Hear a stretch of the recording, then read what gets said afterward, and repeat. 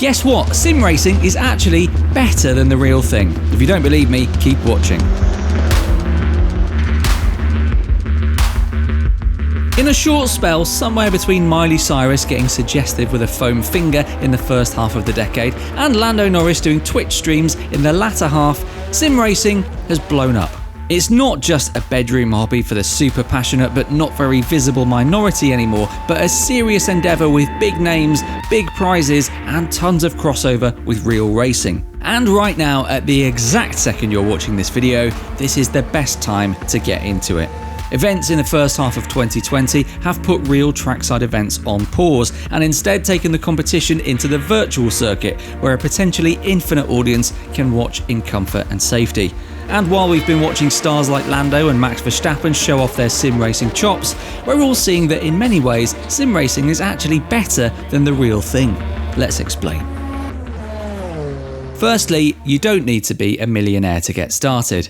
And yes, you basically do need to be a millionaire to make it to F1, for example. Back in 2015, Mercedes F1 team boss Toto Wolff estimated that you'd need to spend about $8 million just to get the drives that lead up to the big seat. Have you got $8 million? I do not. I've got a Logitech G920 though. With that one investment, I'm in through the entry gates to sim racing. I can take part in iRacing leagues, Project Cars 2 quick races, F1 2019 online races, and the career mode I've had going in Jeff Cramond's Grand Prix 3 for the past 20 years. Don't judge me. While motorsport's many disciplines have often taken fire for being elitist in the past, sim racing is a much more inclusive alternative. It doesn't care where you are, what you look like, or how likely you are to bring in sponsorship money. If you've got a wheel, a USB port, and a gaming PC, you're a sim racer. Welcome to the club. I don't know about you, but I don't get out to many track days. They're really expensive, you go through at least one set of tyres every session, and there's a very real risk of injury if you push a bit too hard and things go a bit, well, not on the track anymore. By contrast, you can put in a 4-hour F1 2019 hot lap session in your pants from the comfort of your own house whenever you're flipping well like.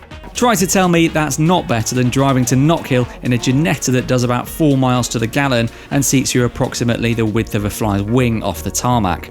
I can't drop the mic because it's on a stand and it's not mine, and I don't want to break it and the flat downstairs would wonder what all the banging was, but just imagine someone dropping a mic, okay?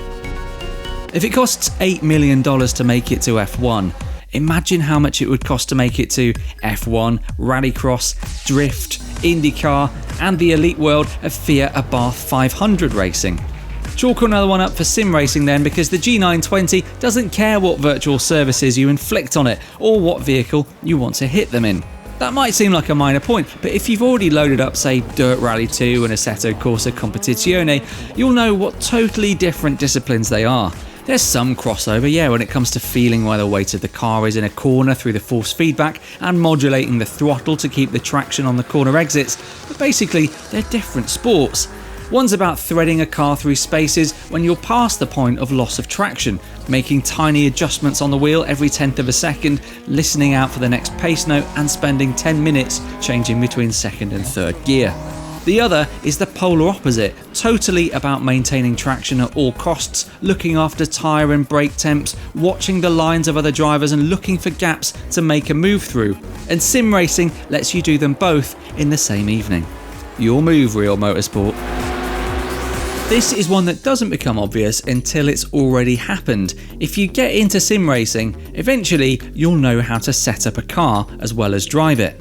All those previously mysterious menus make sense now, and you know just by looking at a track layout what you'll need to do to the gear ratios, wing angles and suspension stiffness to get things popping. This is true in real motorsport too, obviously. The kind of feedback drivers give their engineers can vary hugely, some focusing on describing how the car feels and how they'd like it to feel, others getting stuck into exact metrics and data analysis. But there's one big difference here.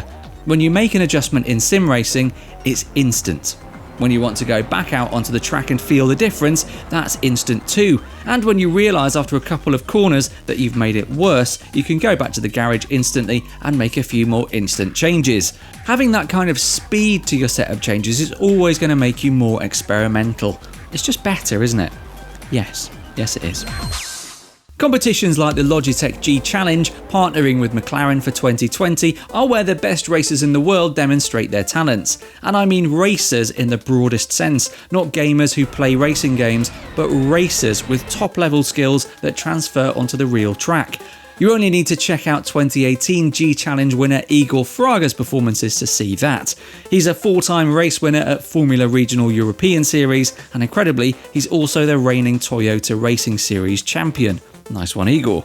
But alright, not all of us are going to hit those levels and fight for massive cash prizes in Vegas in front of packed crowds.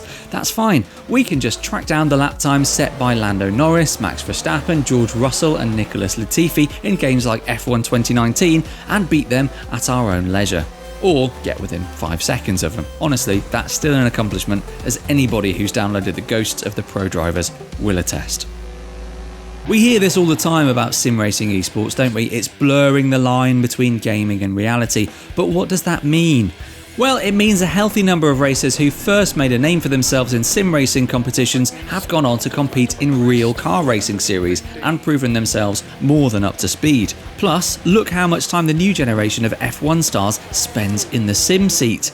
They know how valuable sim racing is for developing transferable skills, whether it's track knowledge or building up your concentration and muscle endurance over long sessions. Let's not dwell on how hard 2020 has been for people across the world. We all know it, we all feel it, and we're all looking forward to a gradual, safe return to normal. Instead, let's look at a surprising positive effect that came out of real motorsport having to delay its events and people having so much time at home. Sim racing is booming. This weird anomaly has given elite motorsport talents the time to broadcast themselves in the sim racing sled in front of a bigger audience than will probably ever exist on the internet again. If you knew anything about sim racing before 2020, you'd love to see it gain such popularity, and if you didn't, you certainly do now. Honestly, what are you waiting for?